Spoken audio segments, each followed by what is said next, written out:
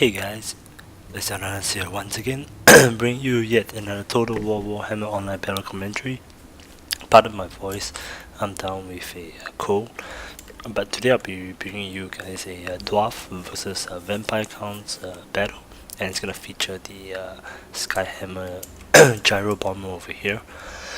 What sets this unit apart from its normal counterpart is that when you release the bombs, it drops 5 in an AoE around, and I'll show you guys that in a bit.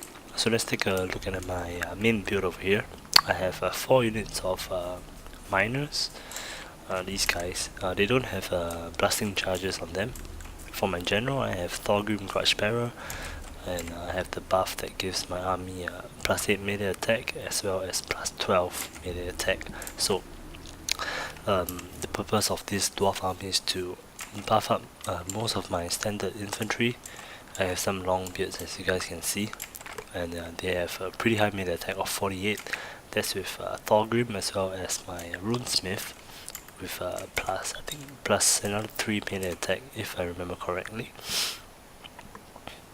Master Room of the Red Beard plus another 8 melee attack. So my army is pretty buffed up.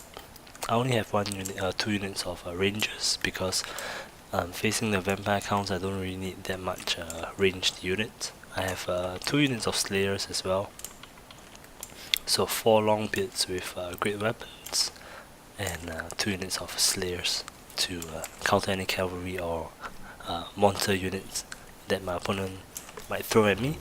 So let's take a look at my opponent's army over here. He has 2 flanks. One on the right side has Manfred von Carstein on a horse, as well as a unit of Black Knights, and then on the left he has a unit of White King over here with another unit of Black Knights with Lancers.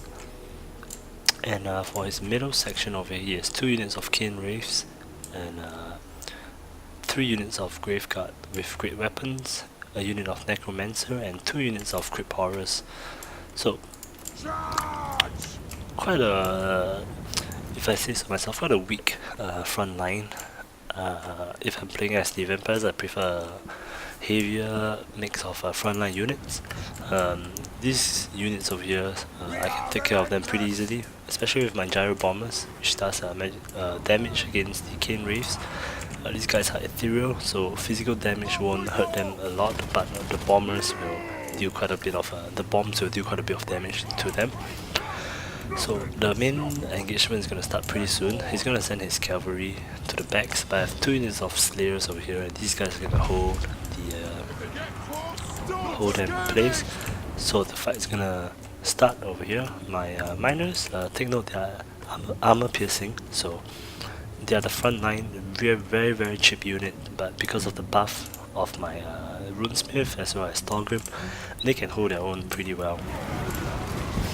You can see the main fight is engaging. I pop the Rune of Negation, and he get a good charge into my rangers, but to be honest, my rangers I can kind of sacrifice them. You can see that he's forced in with his cavalry, and that's where my slayers go to work. And I'm gonna show you guys my Gyro Bomber over here. You can see that his cav is engaged as well as his Crypt Horrors, and they're losing straight away because of my slayers as well as my runesmith and Thorgrim. You want to kind of back them up with some zombies or skeletons or any other form of units, infantry units. You can't just send them in like that, they will die pretty quickly. I think he tried to pop a Winds of Death over here. And you can see 2 more units of his cavalry over here. You can see his Manfred trying to cast the Winds of Death. It's not going to do that much because my men are not in a single line, they're kind of scattered around. You can see his Cane Wraiths doing quite a bit of work. Not sure if I release one of the bombs over here. I think you guys can see that I'm gonna release it pretty soon. Flying over the Cane Wraiths. You can see the damage that they cause. Almost half of the health are gone. You can see it's an AoE, 5 bombs come out at the back, from the back, and it caused a severe amount of damage to the Chain Wraiths as well as the Graveguard. As long as units that are blocked together, you can see the AoE effect, they will take a lot of damage. And I'm just holding these 3 units down with 1 minor unit as well as 1 Longbeard unit. So it's gonna continue bombing over here. You can see the Chain Wraiths getting destroyed, and I think I'm gonna send them here as well to take them out. In the middle, his army is kind of crumbling. My guys are holding up really well, especially the miners over here, standing their ground. But in this replay, I kind of want to showcase more on this Gyro Bomber. You can see the amount of damage that it caused the enemy. And it has a minigun as well at the front, which does quite a decent amount of damage. Let me see, I'm shooting Manfred over here. And, this guy already has about 100 kills on him, so it's quite a lot. And my Longbeards are in Slayers, kind of holding down the Black Knights as well as the Chain Wraiths. You can see some of my unit routed, but they're going to come back pretty soon. Winning in the middle of the fights on all flanks.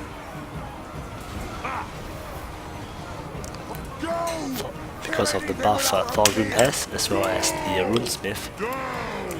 He chases some of my units away, but these guys are pretty much worthless. Some rangers as well as a unit of miners. But the main fight over here is I'm currently winning. You can see his units are crumbling, starting to crumble. And the Gyro Bomber kind of turned the tide around, especially against those ethereal units. Very high amount of damage in those bombs. So you guys can try it out. I covered the Gyro Bomber in the Unit of the Week videos, and yeah, just try it out.